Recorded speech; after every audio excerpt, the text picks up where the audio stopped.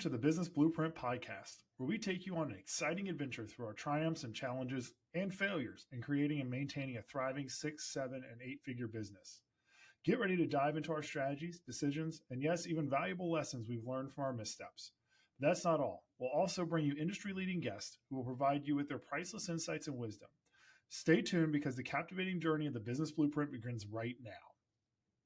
Hi, I'm Rebecca Malone, and this is the Business Blueprint, where we talk about all of the ups and downs and good and bad and ugly of running a business, growing that business, and developing leaders within our organization. I'm joined today by my partner, Charles Hatley, and our COO, Dan Cuneo, and we have as our guest, Oliver Walmon. Oliver heads up the Fatherhood Fire program with Child Development Resources. And so first, Oliver, if you want to just introduce yourself and a little bit about your program, and we'll take it from there. Well, hello, my name is Oliver Walmon. I am with Child Development Resources, and I am the director of a program called Fatherhood Fire. Fatherhood Fire is a program that tries to help fathers regain their place in the family. So to move from dysfunctional to functional. It's all in the name of helping the children that are involved.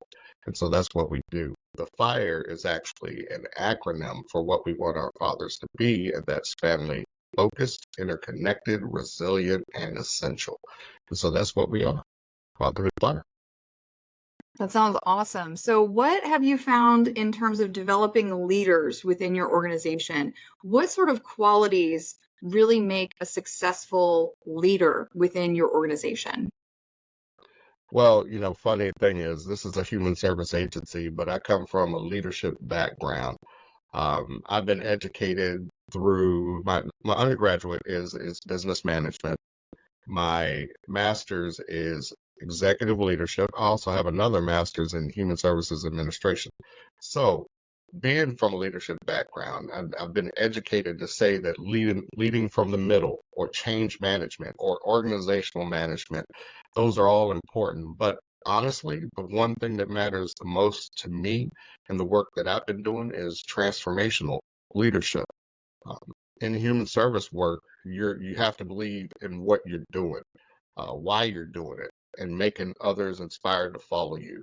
I'm a very humble person. I often hear, you've created a change. You've done this. Your program is so successful. And I keep saying my workers, these guys, it's they're doing. But I was told by our federal service provider that, hey, you're going to take this compliment because it is your transformational behavior that's caused this change. And I took it because I know what transformational leadership is, and that's something that I always aspire to do. So making others inspired to follow, you create buy-in by what you have bought into yourself. That leader should be innovative, not just checking boxes, of course, but you show your innovative side while doing so. So that's, to me, the most important thing in human service work.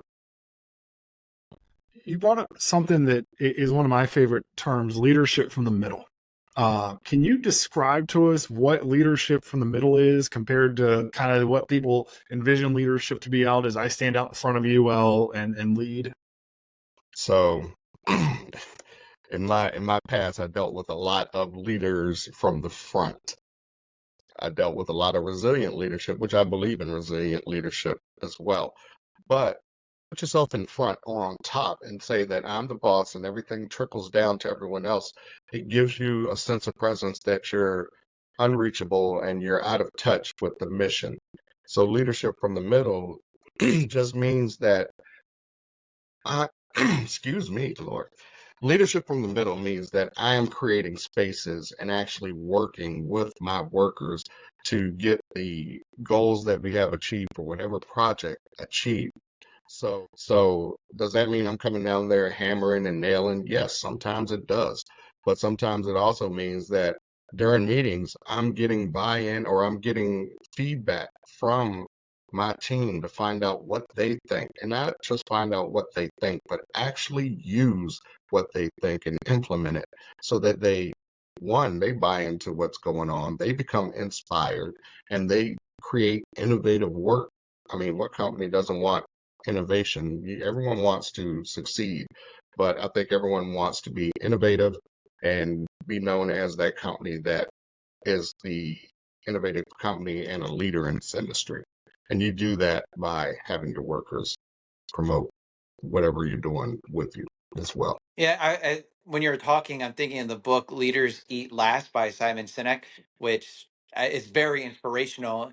And one of the struggles I believe all leaders have, and I do at times too, is I hear you say inspire, and I love that because I want to inspire my team, because if you can inspire, then you get that buy-in, you get the excitement, but then you get the innovation, right? At the end of the day, I completely agree. We want everyone to be innovators, and especially if you're in law, you want that for the clients. You want your attorneys and your paralegals and your staff to think outside the box. It only benefits the client. In your experience, if you don't mind, kind of go through some of the struggles you had inspiring, and then how did you overcome those struggles? Well, so I spent 25 years in juvenile services. What that means is not just outreach and mentoring, but juvenile detention. So that's a very tough environment, not just because of the clients you deal with, but in terms of the staff. A lot of people come into that correctional world thinking things have to be a certain way.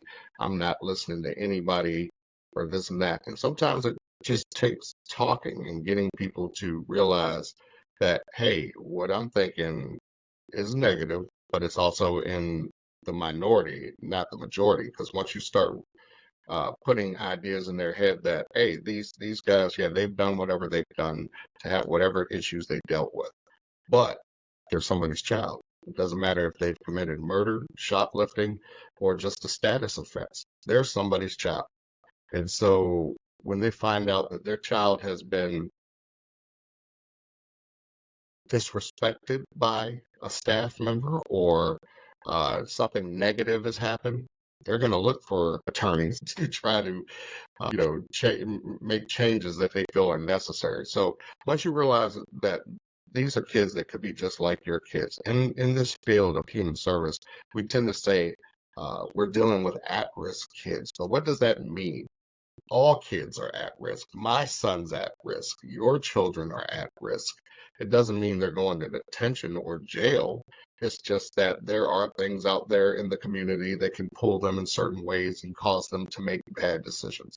So once we realize that, there's that commonality, we tend to start thinking differently, and that's how we inflict change, by letting others see what you're thinking and letting that all kind of filter to the staff, and then it kind of changes internally to the external.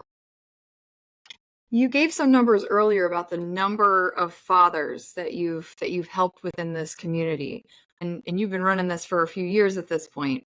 What are some of the components such a successful organization where you have people who are coming back, you have that good word of mouth in the community, you have people wanting to sign up for your programs?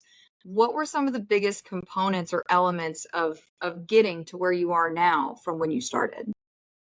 Well, the good thing is I've got over 30 years in human service work, but I do have training and practice in business management and in executive leadership, things of that nature. So when I took on this role here, we were not as effective as we are now. Um, our goal is to reach 150 fathers a year. It's been during, I'm proud to say, it's been during this time that I've been here that we actually made that goal. And right now we're exceeding that number to make that goal this year. So we're just consistently doing that. Did I do that through human service processes? No.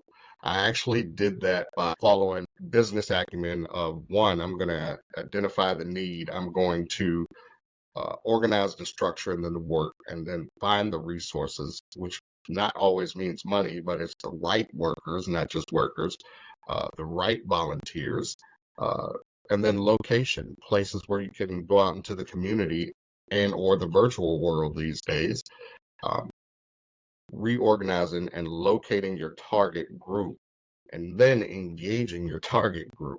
So it's very much a business strategy and a strategic plan that's involved in how we have done this. You have to list it out, and you can't look at it from the heart and say, I'm just going to help. Well, how do you do that? You got to set goals and objectives and then create that plan to reach those goals. I mean, that sounds just like a business plan, right? You have your mission, you have your values, and you have your strategy, and you have your Yep. program. It's exactly the same. You just call it a little bit something different. So, you have strong values in your organization. You follow the FIRE principles. When you have people that align with your values, it makes things easy. But how in your organization, through your leadership, when you have somebody that clearly does not align with your values, do you invite them to participate in other ways? Or maybe you say, look, this isn't the right fit for you. How do you have those conversations that are so wrapped around your values? Well, the good thing about values is once you instill them and the majority starts working towards them, it's hard to get away from them. And so if you're discontent in what you're doing on a daily basis, you're going to continue to be discontent. When I took over this role, it was a negative atmosphere, not just in this department, but through multiple departments. And so it was changing the culture, and that's something that's difficult to do. Realistically, what I had to do, it took a lot of doing, but just using a lot of reflective supervision. So I'm bringing people into the office one-on-one, and we're talking about work, not just work, but how's work affecting your home life. Not so much I want to know your private issues, but I want to create a space where you don't have to worry about work at home, and or if you have problems at home, we understand. That's the one good thing about child development resources is we promote 100% a family first issue. We're not always going to ask for doctor's notes. If you got something going on with your child, go get them. Those type of things create a very good culture, a very good buy-in. And so with the staff members that I had to kind of change their perspective. Is it always 100%? Absolutely not. But I'll give you an example there. We had one that had been dealing with a lot of negativity. File was very thick, so thick that when I read through it, I said, this can't all be this one person. It's not what I've seen on a daily basis. And then you realize it was just the relationship between the one person and the person doing the management at the time. So I sat down with that person. I said, look, I do not care what happened in the past. Right now, it's a clean slate. You've got the ability to show that this wasn't you. Whatever your thoughts are that have not been heard, I want to hear them, and let's work on some of your goals and initiatives. And that person took off.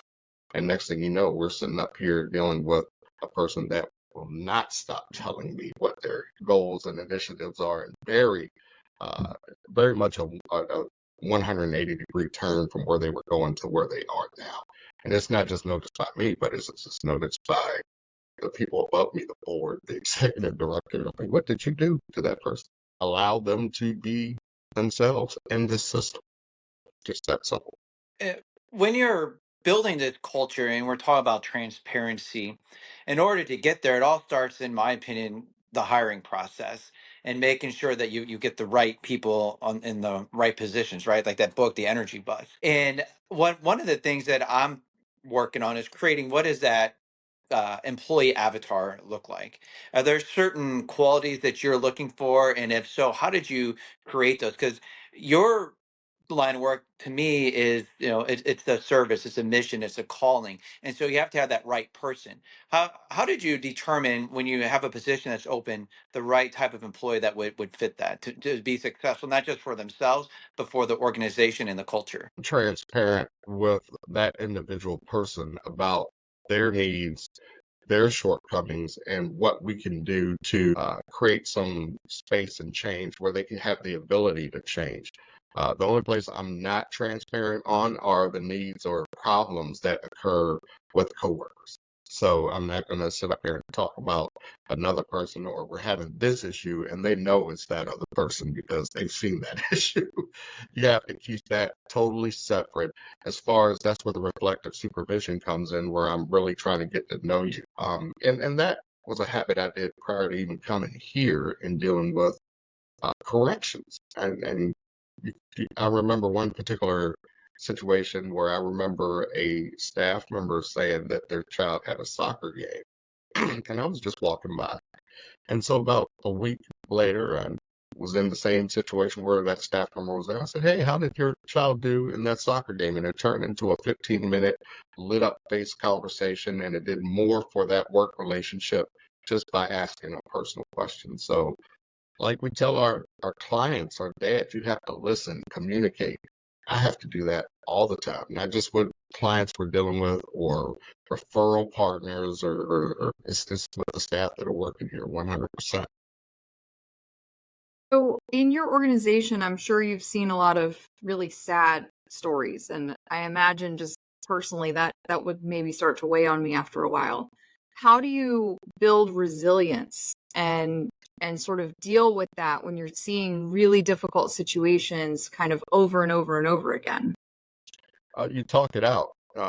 It's not affecting just you, but I hear it from, not just me, but from my staff members who are all dealing with different situations. I had one person call me and say, "Hey, this person said he wants to kill himself."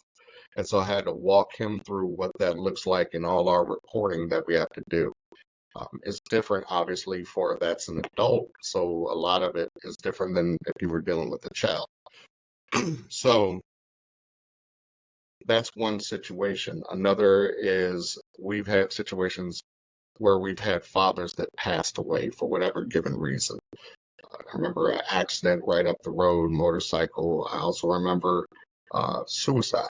And so those are things that are tough to deal with, especially when they're active and you're looking to see how come they haven't been in class. That's traumatic. So now I have to uh, offer assistance for that staff member that found that out in certain ways that, hey, this is why it's not here. So it's really through us just supporting each other. We sit and talk about these issues together that come up, and we tend to learn from these issues. And we do build a resilience towards those situations coming up because we're able to talk them through. So when it happens the next time, we're kind of, you're never ready for it, but you're ready in your response and how you react to it. Yeah, I think, for me, I was asked a question the other day. Somebody said, how do I walk one of my team members through this? What is my policy for this? And I said, why don't you go ask them what they need? And the person just looked at me and I said, I'm not trying to be flippant, but did you ask the person what they needed from you? They may actually need nothing from you other than just to say, hey man, this is going on and I'm having a tough time and thank you for listening. Like you said, so much comes down to these little lessons that a lot of us started learning when we were 4 and 5 years old. Just treat people with respect, listen. Don't assume that we know what somebody needs to get through a situation just because we're projecting our needs on them. So, when you're looking at bringing people up in your organization, getting away from the idea of manager versus leader, how do you avoid projecting who you are onto the person you want to bring up so that they're able to shine and bring all their talents to the forefront? Well, that leads back to transparency. They know what our objectives are for each and every project, but I also get a lot. Earlier, I alluded to the one staff member who gives me a lot of ideas. That's not just that one staff member, it's everybody. Because one thing I've done to try to instill a different culture is every person that is here, I ask them, well, what's their passion project? What do you want to do? And so somebody wanted to create Father's Footsteps, a walk every Friday. And so that has been created. Another person says, well, we should be at the homeless shelter. So he's at the homeless shelter with groups every week, twice a week. So whatever they want and desire, it fits. When you ask, they know what the job is. They know what business you're in. So it's going to relate to around that business 9 times out of 10. And so if it's doable, you step behind it and do it. We started an alumni group because it was doable. And it didn't take a lot of resources other than providing space for these guys to get together. So that's what you do. It's just not just, you have to follow through. Ask and then follow through where you can. And most times you can't.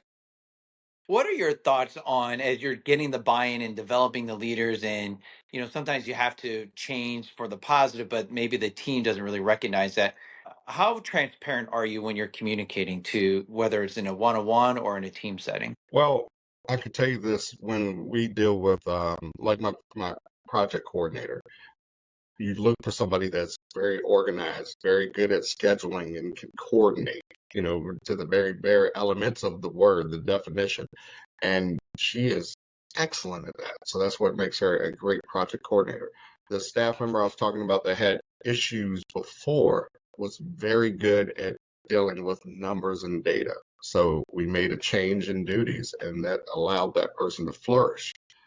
When I'm looking at fatherhood specialists and these guys that I know they're going to be dealing directly with our clients, I'm looking for guys and gals, men or women that believe in this program, that want to inflict change, not just with the fathers that they deal with, but community change is important to them. So when you have those type of tenets instilled within you, then that's exactly what I'm looking for. So basically, it's when I look at the job description, I start thinking about what is going to be the most impactful person that can actually create and do uh, all these different areas that are in this job description. Another thing I tend to do is I tend to modify the job description as well based on what I believe is needed for this organization, and it's turned out pretty effectively in that sense for sure. Got it. Well, this has been great. So, Oliver, if people want to learn more about Fatherhood Fire, or if they want to sign up, or they want to volunteer, or see where you all are, what you all are up to. The easiest way to do it is just Google CDR Fatherhood. You're going to see everything. One of the things you'll see is our website, www.cdrfatherhood.com. You can go to our parent website, which is www.cdr.org, or you can call us at 757-566-TOTS, TOTS, and that'll lead you right to an organization that's going to give our parent organization, which will lead you to us. Perfect. All right. Well, thanks again so much for joining us. This has been the Business Blueprint. And if you liked this and you want to subscribe and learn more about all of our ups and downs and trials and tribulations of building our business as we go, please do subscribe, send us your questions, and we will see you all again next week. Thanks for tuning in. If you found this insightful and entertaining, be sure to hit subscribe below and join us on social media to get more insight into what we are going through each and every day.